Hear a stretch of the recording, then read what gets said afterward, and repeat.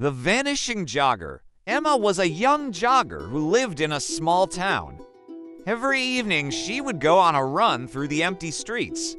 The streetlights flickered on and off, and the sidewalks were always empty. It was the perfect place to jog. One evening, halfway through her route, Emma texted her friend, "Almost home," and jogged on. But when the police checked the cameras later that night, they saw something strange. They saw Emma jogging past a bakery. Then suddenly she vanished mid-frame. The bakery was over a mile away from her home. And according to the store owner, she was only there for a few seconds. When they checked her phone, it was still recording music, but there was no sign of a struggle. It was almost as if she'd vanished into thin air.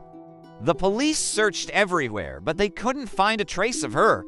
They even checked the nearby river, but the water had been drained and there was no sign of her in the mud at the bottom. To this day, Emma has never been found, and locals say that if you jog past the bakery at night, you might see her ghost. As the sun began to set, casting long shadows across the empty streets, I decided to take a run through the town. I knew it looked abandoned, but I didn't know how dangerous it really was.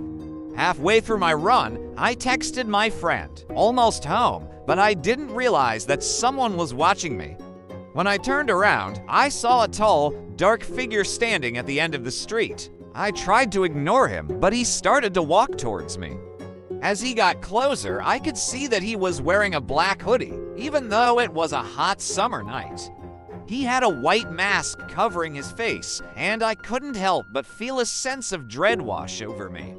I wanted to run away, but my legs felt heavy and I couldn't seem to move. The man in the hoodie kept walking towards me, and I could feel my heart pounding in my chest.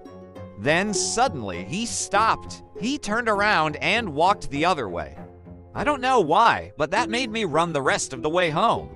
When I got home, I checked the security cameras to see what the man in the hoodie had looked like. I couldn't make out his face because of the mask, but I did notice something strange.